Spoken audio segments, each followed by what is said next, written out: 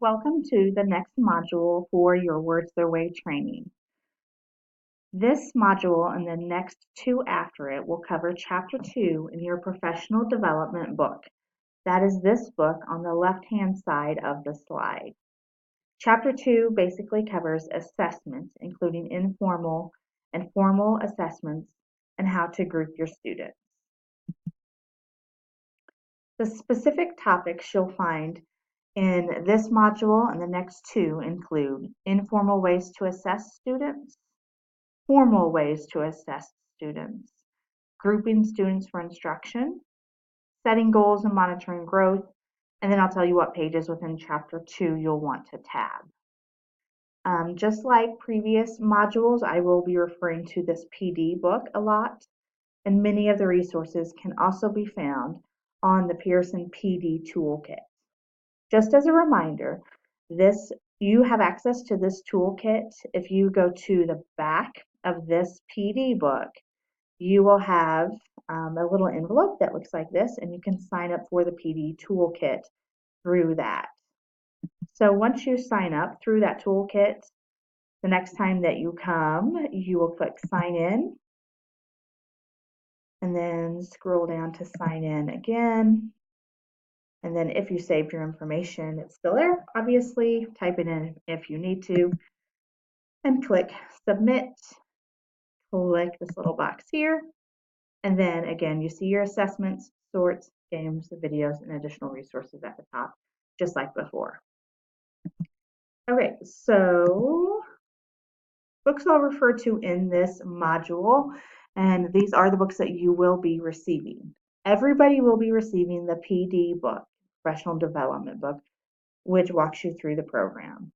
Then, depending on what grade level you teach, you'll get a certain number of these books. So, for example, third grade, who potentially might have a few students who are very below grade level, they might need to be in the letter name alphabetic. I don't really anticipate a lot of students, if any, that are in that level, but we're going to go ahead and get it for third grade just in case. You'll also have students within words pattern, and then you could have students within the syllables and affixes. So each third grade teacher will get these three books, and I believe we got derivational for you as well. Whereas fourth grade, you will likely not have any students of letter name alphabetic, so you'll get the within words pattern, syllables and affixes, and derivational relations. So these books, just to clarify, Words Their Way is a very differentiated program, and that's one reason why we decided to go with it, is because it really meets the student where they're at in their stage of spelling development. And these are 4 of the stages. There's another one that comes before letter name alphabetic. It's emergent, which would likely not apply to any of our kids. But these are some of the stages that your kids might be in their spelling development. Okay, so informal ways to assess. This is very important because we don't want to just assess students within Words Their Way and to make judgments just based on that. We have to look at their writing and we have to look at their reading as well.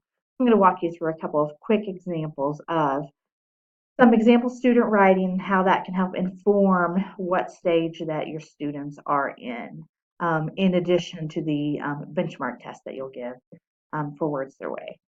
So take a look at this student writing. I'm just going to read this paragraph to you. Last year, I scraped my chin. I was shaking and my mom was too. My dad met us at the doctor's offices, and I had to have stitches. Then my dad bought me an ice cream cone, and we went home. I didn't go to school the next day. I was too tired. So this student, his name is Jake. First thing you want to do when look at his writing is to ask yourself what he does know. Well, first of all, there are several words spelled correctly, so he's not significantly behind in his spelling knowledge. Most consonant relationships are correct. If you look at the ST in last, SCR in scraped, CH in chin, SH in shaking, CR in cream, those are all consonant relationships that the student seems to have mastered. There's one that he did not get correct in the word stitches. he did not have the TCH, but in general, he has consonant relationships down.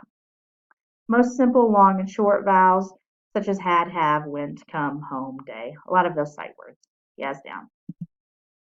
The next thing you'll want to ask yourself in the student writing is, what does a student use but confuse? That is a question that is really going to inform what stage the student is in, where they're attempting to use a spelling feature or a spelling pattern, but they're not using it correctly. So this is the same exact student, same exact writing here. It is Jake. Some things that he uses but confuses. He uses on the word shaking right here. I was shaking. He uses CK instead of KE. Thinking about the base word is shake, SHAKE. All he had to do was drop the E and add ING. But because he added the CK on it, it made that word a short vowel word, shacking, which of course is incorrect, instead of shaking. He inserts an unnecessary extra vowel when he spells chin as chain, as chain, or however you would pronounce that, CHIAN. And then 3 omits the silent GH in the word bought. ER instead of OR in doctors. So again, a vowel sound there, an R controlled vowel sound. And he omits an A in cream when he spelled it CREM. So he doesn't have that more complex vowel pattern down. So in looking at this, eventually, and give yourself time to learn this, but eventually you'll be able to notice that he is in the within word pattern stage and he needs to study vowel patterns. You may not know this right away, and that's okay. As you learn about the different stages, as you implement the program it does an amazing job of teaching you what things that you probably have never been taught before in regard to spelling and phonics instruction at the upper elementary level.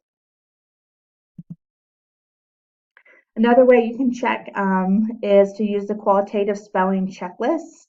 This is on page 316 of the PD book and also in the PD toolkit. So I just linked it right here to take a quick look at it. We're not going to spend a lot of time on it, but if you take a look at this, what you do is there are several dates up here, so just write down the date that you're taking this observation, or not observation, but that you're looking at their writing. And then you're just going to go through and answer some of these questions. If you already know they're not in the emergent stage or letter name alphabetic stage, go on to the next stage. Maybe you start within word pattern. You're just going to answer these questions in regard to their writing, either yes, often, or no, and put a check mark next to the one that applies. And so each one of them just lists some of the major components of that stage. Notice that within each spelling stage, they have early, middle, and late. So for within word pattern, they have early, middle, and late. Within syllables and affixes, they have early, middle, and late. So again, go through, check off the questions or the yes, often, and no. Anytime you check the word often, that's likely the stage that the student is in at that time. So this is a great little supplement in addition to the main assessment that we're going to give that I'll talk about in the next module. This is a great way to take a look at their spell or their writing to see if they're actually applying what they're learning. This is something that was discussed in the pilot. The teachers didn't necessarily see the transfer. This tool could help you really analyze student writing to see if that transfer is there or not. Okay, and I believe, nope, sorry, one more slide. So another way is to take a look at their reading. So as you're giving the fluency benchmark at the beginning of the year, as you're doing conferences and listening to your kids read, again, listen for what they know when they decode words, and then what they use but confuse. So as an example, let's say that a student named Jason read this sentence in his book. It's supposed to say Jason groaned when he missed the ball, but the student said Jason growled when he missed the ball. So again, ask yourself, what does he know? Well, he knows the initial blend of GR. He got that correct. He knows the ed suffix, but the part that he messed up on was the middle of the word, the O sound. He said the ow, O-W, instead of the O-A, which is going to be a long O sound. He said ow instead of O. Okay. Whoops. Let me go back. So again, take this into consideration as another component of, is he applying word study within his reading? However, one thing to keep in mind when comparing a student's ability to decode words and then a student's ability to spell words. Remember that reading and spelling have parallels, but there is not a one-to-one match because context can be used to assist with difficult words when a student is reading. Students' reading ability is typically a little ahead of their spelling ability in general.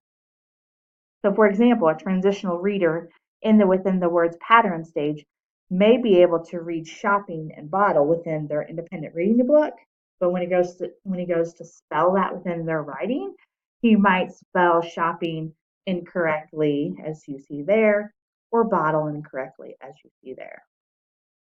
So in general, if a student can spell a word, they likely can read it. However, just because they read it doesn't mean that they can spell it. So what I'm saying is let reading inform your knowledge, your assessment of a student's knowledge of spelling ability, but it's not the end all be all. Okay, so that will conclude this module of Words Their Way. The next one, as you see here, we'll get into formal ways to assess, which is the required benchmark every teacher will give. But for now, we will stop here. Thanks.